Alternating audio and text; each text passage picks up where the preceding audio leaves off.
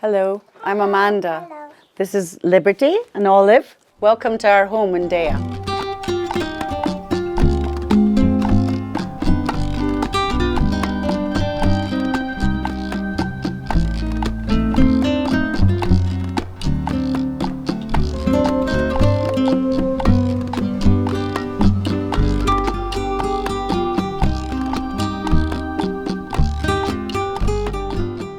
Hi, I'm Kenworthy, the founder of Homeworthy, and we're now offering a membership plan that gives our supporters early and exclusive access to new videos.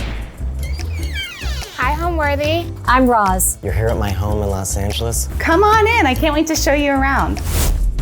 With this membership, we invite you to open more doors, discovering new homes, rooms, and personalities available only to those with the keys to our guest house. You'll be part of a community of people who are just as passionate as you are about interior design. Before today's episode, click the join button below to support all of the storytelling we do on this channel. Our growing community of members help to directly fund more videos so we can capture these extraordinary homes from around the world. So join today to receive early and exclusive access to new Homeworthy videos. You're watching Homeworthy, where we believe every home has a story. My name's Amanda Pickett and I'm a decorator here in Mallorca. This is my house in Deià. We've been here for 2 years now and we were looking for somewhere that had a space for a studio and that had character, and we found this place. It's absolutely lovely. It's got 3 stories and a little terrace on the top, which is really magical. We can see the sea and everything about it's old and quirky, and we love it so much. It's oozing character, which is always what we like. In the 17th century or even earlier, there was no roads coming here. Basically took a long time to get here, so mostly they came by boat and came up, and there was fishermen living here, and a lot of these old cottages are from the early days then, before roads. I'm the daughter of antique restorers and I'm constantly surrounded by antiques, and it's my life and the way I live. So we've brought in a lot of things from Scotland and from around the world that necessarily you might not find here, but also a lot of it's come from here. So we make fabric that's made on the island. And we have more things. A lot of people in Mallorca tend to be a bit minimalist, and we're more maximalist, and we're more niche. You know, we're very niche with what we do. You know, not everybody quite probably likes it or gets it, but it's more refreshing to have something different, or everybody with something a little bit different. But definitely recognizable as being Pickett's house. Nothing is perfect, everything's a little bit damaged. I think that's because my parents were restorers and everything was perfect for them. For me, I like a little bit of faded grandeur, or I like something that's not quite perfect, or the outside isn't upholstered and you know, it's just thrown together. It seems it's evolved. It's like you've been around the world and brought something from everywhere.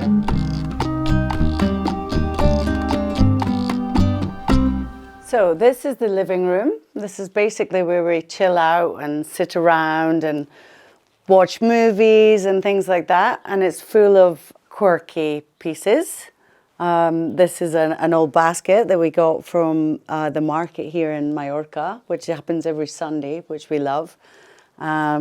And we have the day bed, which is French, and it's absolutely, you know, the best piece of furniture just for relaxing. Everybody fits on.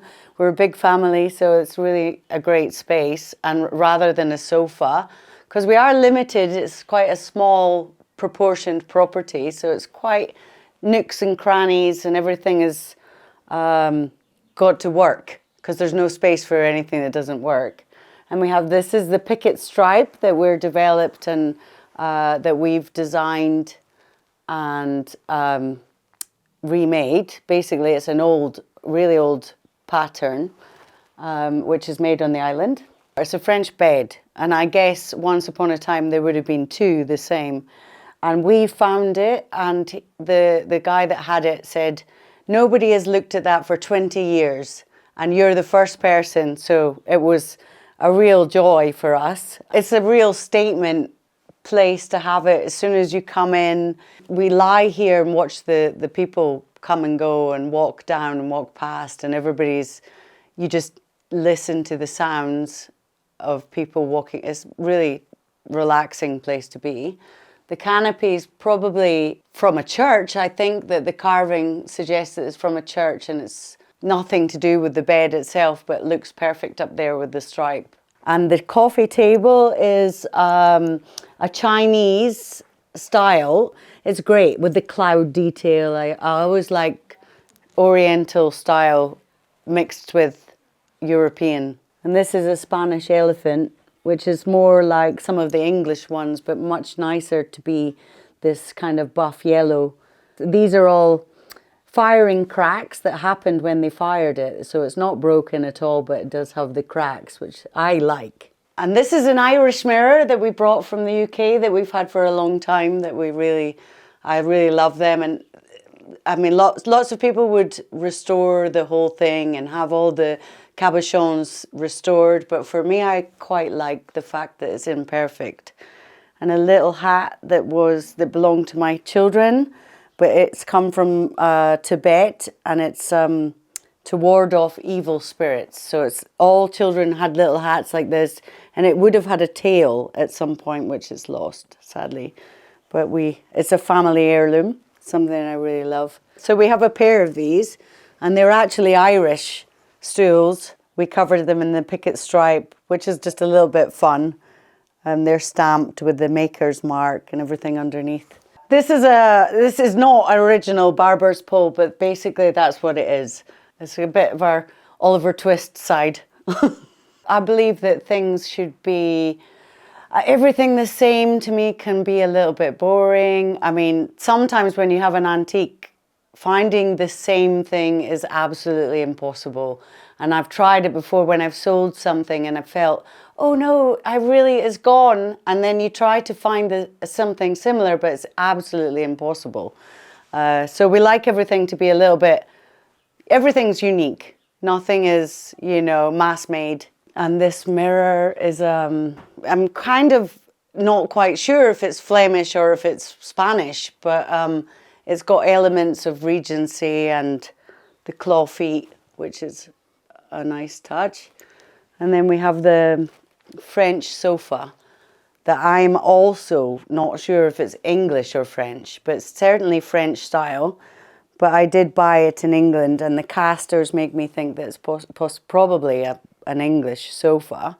Myself and my daughter, we painted these basically because we wanted to lift the ceiling because of the beams. Everything seems to be quite low with the ceilings, and this painting of the leaves really helped lift the height, other than painting the beams, which is sort of kind of sacrilege to paint the beams, or some people might think so.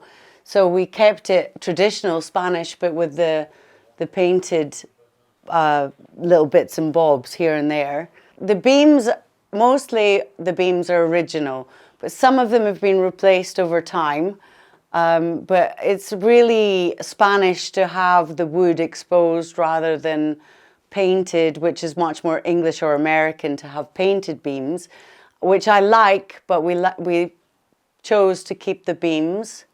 And the lanterns are Mallorquin. They make lots of lanterns here. So you find the star ones like you would find in Morocco, but they made them here. So that's quite nice. There's a lot of lanterns. The bird cages are something that my daughter wanted to hang.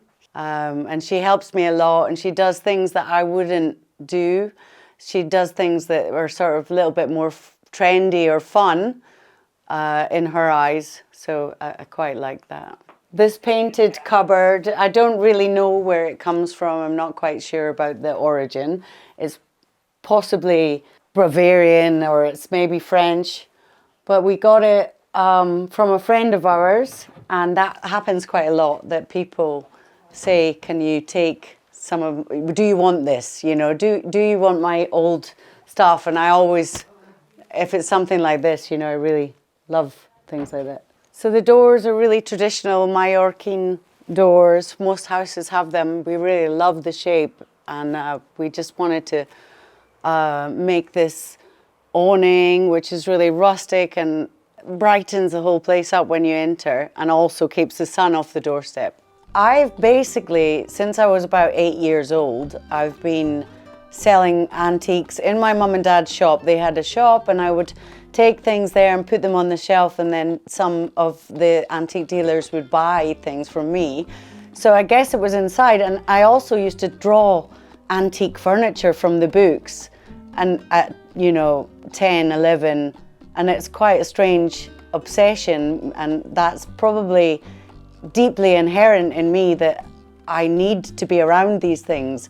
And sometimes when I haven't managed to go and buy things, I feel it, you know, it's a real part of the way I am as a human being. Pickett's house was on the main street in Deià, and it was a beautiful, lovely place to have a store. It was an antique store, but I found that it was something that I didn't really need to have and be there every day. It was much more productive to have somewhere for the family as well, where my children can be safe and I can work in my studio. So we decided to come down here into a quiet part of the village where we can be safe. The children and the dogs are here, and we work and eat and live all in the same place. So it really works for us as a family to be on site.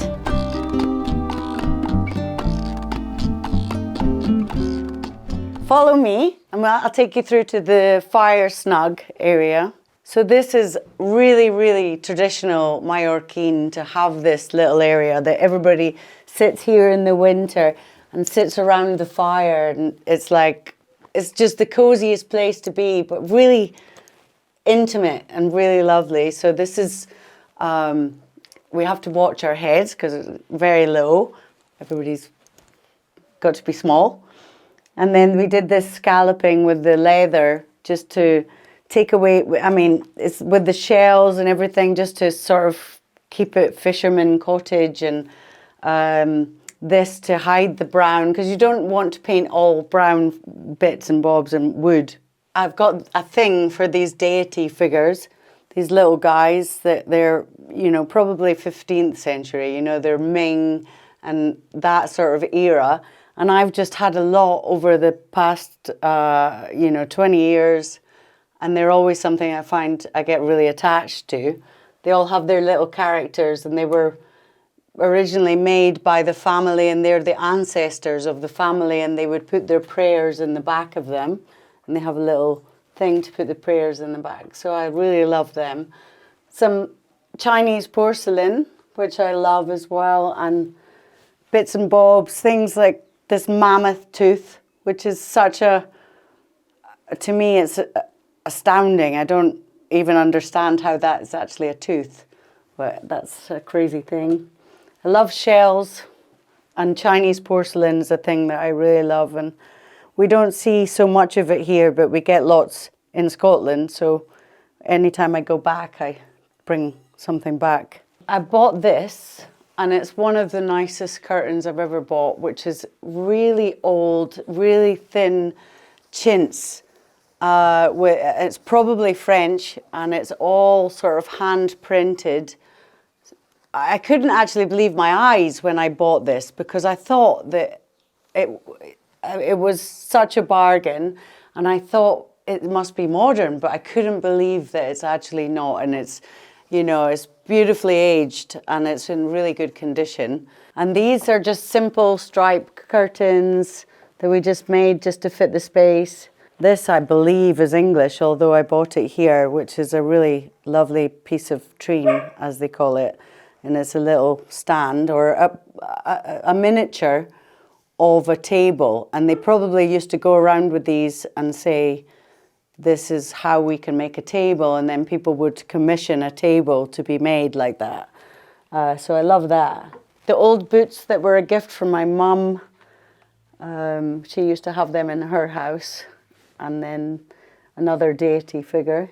And the Howard and Sons wingback, which is another Isle of Wight thing, is covered in the replica Howard and Sons ticking. This is a Spanish lantern made from zinc. Absolutely, really heavy and stamped. It's Barcelona, probably around the Gaudi time. It's one of my most Spanish things that I actually have, which we really love.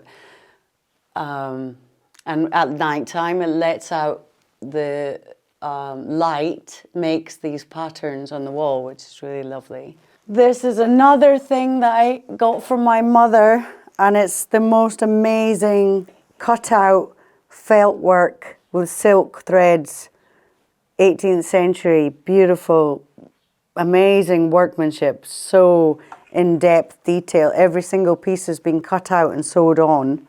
It's not even, you know, applique, it's a much finer workmanship.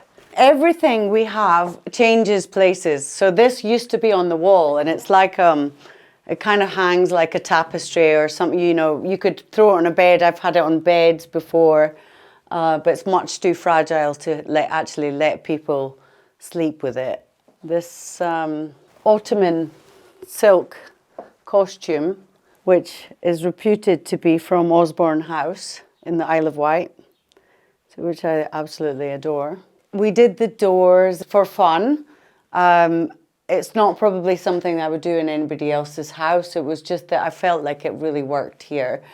But it's not perfect by any shape or form, but it adds a little bit of happiness in the morning when you come down. I absolutely throw everything together. It's something that evolves. Things actually speak to each other, and then you didn't realize until you move them. And sometimes I'll move things, and then to everybody's disappointment, I'll say, let's move everything back and put it how it was. And everyone's like, really? We've just moved everything and now you want to put it back how it was?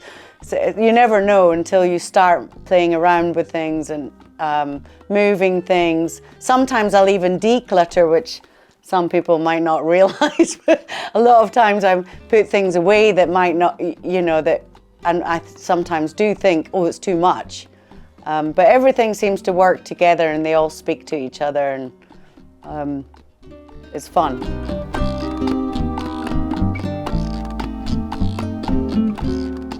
So, welcome to the Scottish room. We call it the Scottish room because of this bed, which we brought from Scotland, which was one of our first beds that we ever bought in Scotland, in St Andrews, in an auction.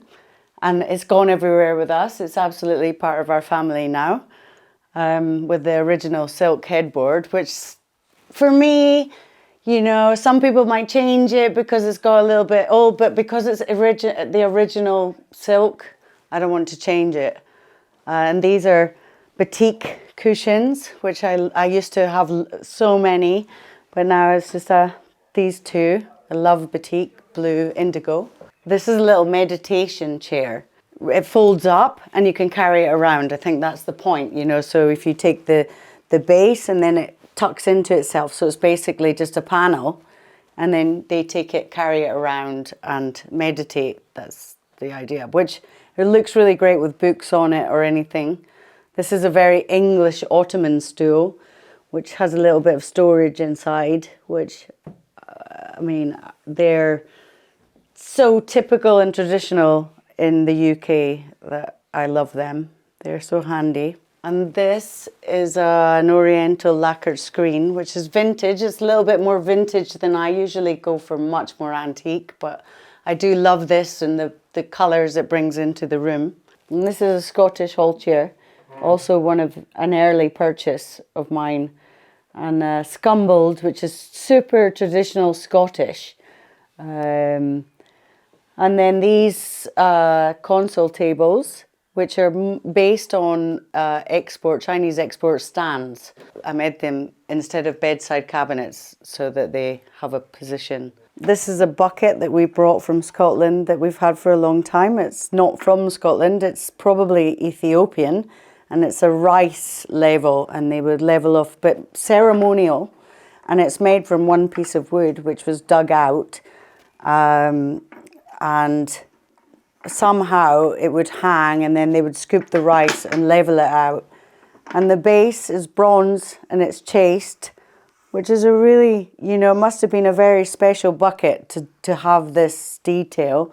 So this is a Balinese hat that we just used because some of the light switches and light positioning is maybe not where we would put it, but so we did that just to make a decorative touch. So they're original tiles that lots of places had them, really traditional, but we love them. So this house, every room is on a different level. Every level is a different room, so basically nothing really is on the same level other than the living room and the fireplace area.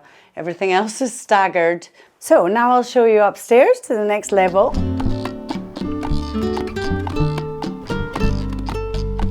So this is the Moorish room that we call, with the twin room. This is Mallorquin silk linen mix that a guy in Palma, his father, he had a business and he made it, and then the son took over and made fabric.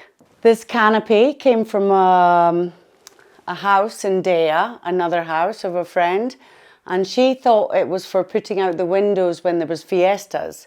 And I thought, no, it really is a bed canopy. And then we put it up and it just looks so fun. It's kind of floating, but I love the edges, and it sort of puts me in mind of Venice or something, it's like a gondola or something. And then we have, this is probably why the reason the room, we call it the Moorish room, is because of this lady dressed up in the Moorish clothes. And we have this old fabric that I really love that I made into these lampshades. They're another thing that's perfect but not perfect. So we have these twin beds. We made twin headboards out of the local fabric. A little bit of gingham again, which I really love, but just makes me feel it's so provincial and homely. And then these cushions that were made from typical traditional Mallorquin skirts. And this was the base of the skirt, and we made them into cushions because I just love the fabric. But the skirt wasn't practical anymore. I made the lamps to sort of go with the style, and it's a little bit Regency style, and the lampshades I also made. We did this with the wardrobe to, for me, anything old wood now sort of can be a bit of a sucker of light, so we did this just to be a bit of fun to hide it. This is one of my favorite things. This is a decoupage trunk, which is in the George II style. It's English, but just so faded and imperfect. I absolutely love this style of furniture. These chairs are from England, and they've been this one's been repainted, and the other one hasn't been repainted. But I just love the red, the splash of red. And this one's much more aged and more original. These floors again are original, and they have a border. They're really something really special. It's been thought about. This room is crazy as well because it has a big bow in the room. So where the bed is, you can't notice it now, but with age, it's moved, and there is a shape to the floor. This is Gilbert. He's going to come upstairs to the studio. Come on then, Gilbert. Come on. Gilbert.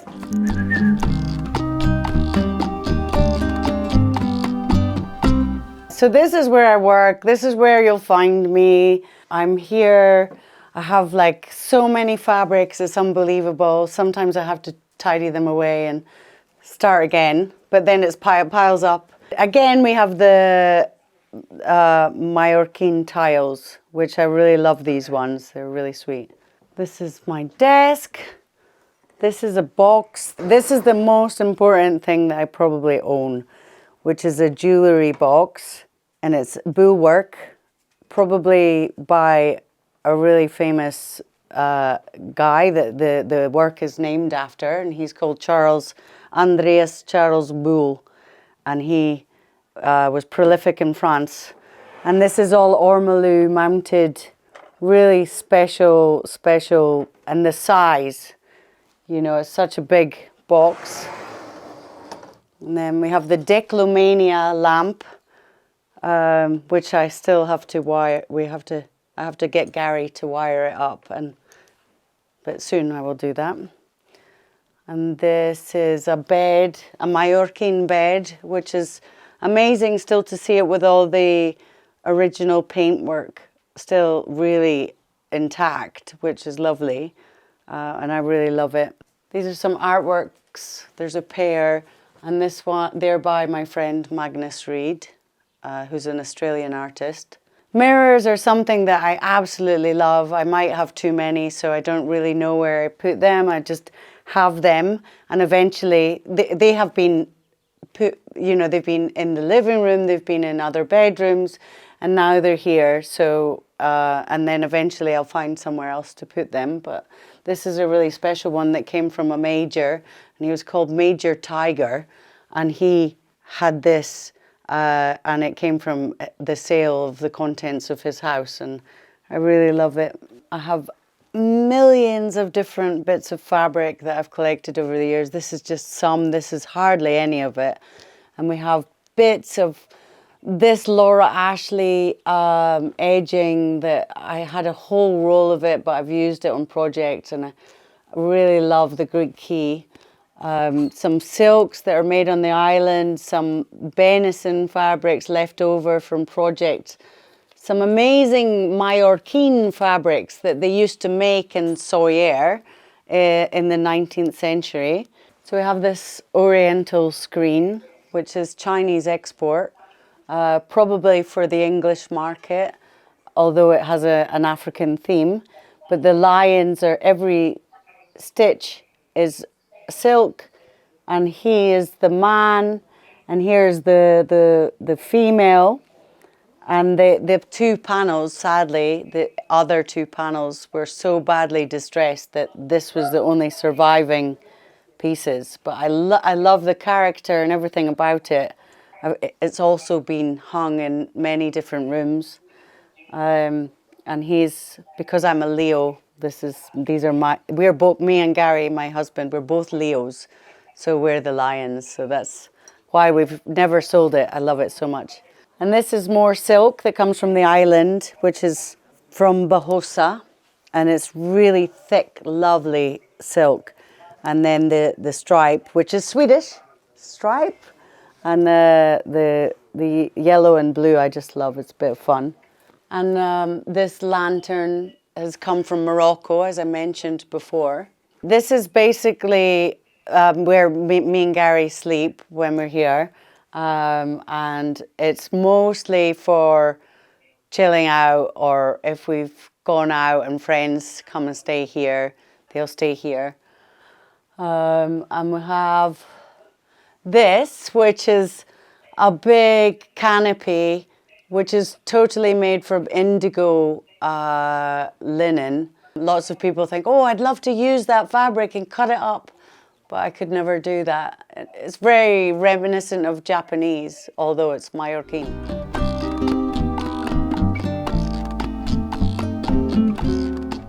So, welcome. This is the little area where the kids have decided to paint on the walls, and it's a real family sharing zone, where we have this ottoman with the antique linen and the bahosa from Mallorca. We painted decoration again because it's such a small space. It really invited something else to decorate it. We couldn't use too much furniture or fabric. And then we did these little curtains, which I love, keep the insects out in the summer, and they're just really fun. And then if you come out here, we have the roof terrace, which is one of my favorite parts of the house. This is where we chill out most of the time. We have the view of the church and the mountains. And my good friend lives up there on the mountain, so that makes me happy every day I come out here. I imagine him probably seeing me down here. This textile's from Iran, it's block print, and I just love everything about these block prints. This is not that old. Sometimes we have old ones. And this little table with the elephants, sadly he's lost some of his tusks. There's 3 elephants on it, but I love that. And then the old olive pot, which is probably around about 300 years old. It doesn't stand up, it's lying down, but I like that it lies down, it's fun. And then we got these chairs, which are so practical because you can move them anywhere, you know. It's just really nice spot to have a sit down and a glass of wine. So we have 2 of these benches. They're hall benches, and I really love the style of the sort of, it's quite churchy, but it's kind of Tudor England style. I really like them, but they're just practical for people to sit here because we don't have a lot of space for 2 sun loungers, so we come up here and some people will sit and some people lie, or lucky person gets to lie down. So at night time, here's the church in Deià, and that will be lit up in the evening. It's really lovely. We hear the bells and all the hustle. If anybody's up there near the church, you can hear them. It's really like an eardrum in Deià. You hear voices and laughter. It's really a lovely place to sit. And then we come over here where we have our own window to the sea. And I like to imagine that the family of the fishermen would wait here for the boats to come home. In Mallorca, they used to have these things on beds, and we would have full-sized ones of these, and they're basically mosquito nets. And this is not the original length. It would have went down probably 2 meters, and it would be a mosquito net. And I found about 10 of them in my time living here, but I sadly can't find any more. And being an antique dealer, I always sold them, and this is one of the only. I have a couple of other ones that are slightly different, but this is the only one I have left that's like this. So we come up here with our coffees and our lunch. The children will come up and paint pictures, and we'll sit around. Sometimes we'll play some music and enjoy the outside atmosphere. Deià's got a real American English influence from back in the 60s and the 70s. A real artist sort of town with lots of hippies. Everybody swears by going to the sea every day and swimming in the water and then coming back up, and the buzz of the village is, I mean, I think it's changed a lot, but it's an absolutely lovely place to come and visit. Lots of old stories, and people know all the stories of all the people that lived here before. Lots of old musicians and artists and bohemians, really.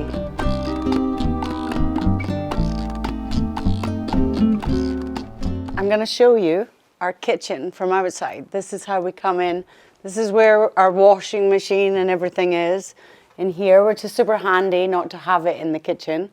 And then we go in here, and it's so small and underground. It's so atmospheric in here. It's not your average kitchen.